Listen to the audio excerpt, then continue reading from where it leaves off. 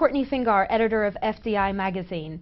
FDI has just now released our European Cities and Regions of the Future rankings. Now these are part of a global series that we do, and the aim of these rankings is to find most attractive locations around the world in various regions for future inward investment.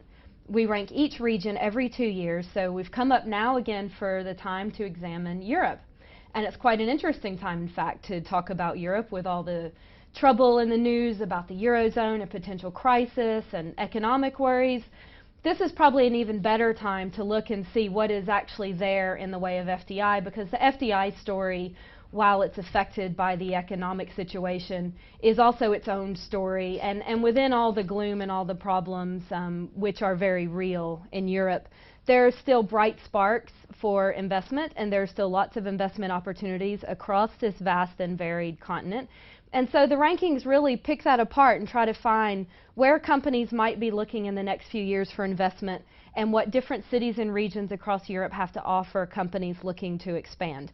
It's also worth remembering that investment is a long-term game, so while there are problems in Europe right now, companies need to always be forward-looking, and that's why the rankings are called the locations of the future. Now, I'm joined here in the studio with my colleague, who is our Europe editor, Michał Kaczmarski. Welcome, Michał.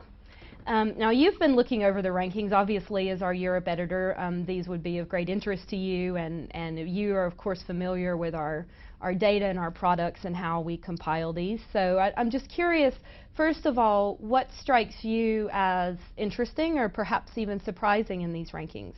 I think the most surprising thing was the fact that there are so many Tier 2 cities in the overall ranking. Mm-hmm. And while talking about Tier 2 cities, especially the number of British cities that are in the ranking is striking. Mm-hmm. We had 4 cities in 2010-2011 ranking.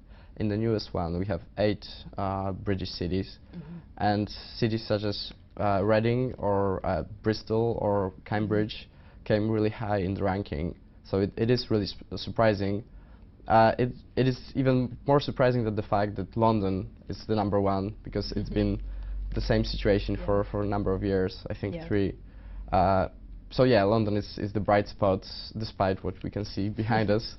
But the fact that Tier 2 cities, Reading, 40 miles outside of London, being such an interesting location, and it is interesting location.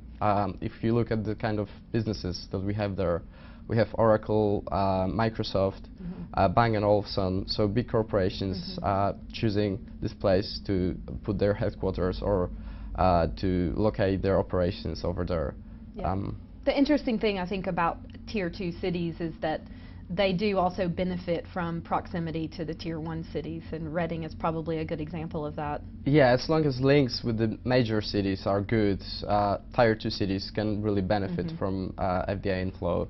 And in terms of infrastructure in the UK, that's the case. Right. So good news, of course, for London and also for Reading.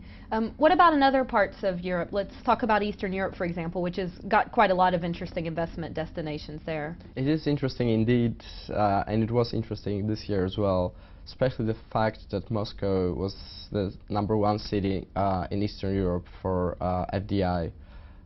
It's an interesting case because Russia itself is not really considered as the most business-friendly place, but apparently Moscow is, according to our ranks. And also the fact that in terms of cost competitiveness, Eastern European cities absolutely took over all the ranks. That was the case in the past years as well, but what is interesting is the fact that Romania was the #1 performer last year. This year it is Ukraine. Out of 40 cities in our ranks, 12 were located in Ukraine. It may mean that investors are looking for other locations outside of the EU, given all the doom and gloom that's happening in the EU, or is perceived as happening by investors, especially from the outside of Europe.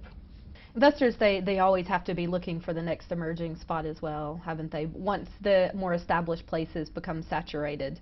I'm interested about your home country of Poland, because it would seem that Ukraine would be, could become a key competitor and is offering what Poland once offered in the way of cost competitiveness. So what is Poland's answer for that?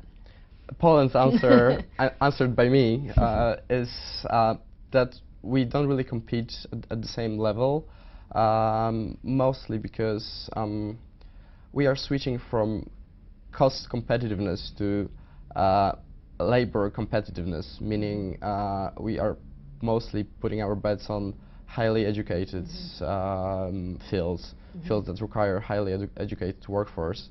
I think the stage where Poland was really attractive for investors because of the cheap labor are over. That's the same case with Czech Republic or Hungary. Right.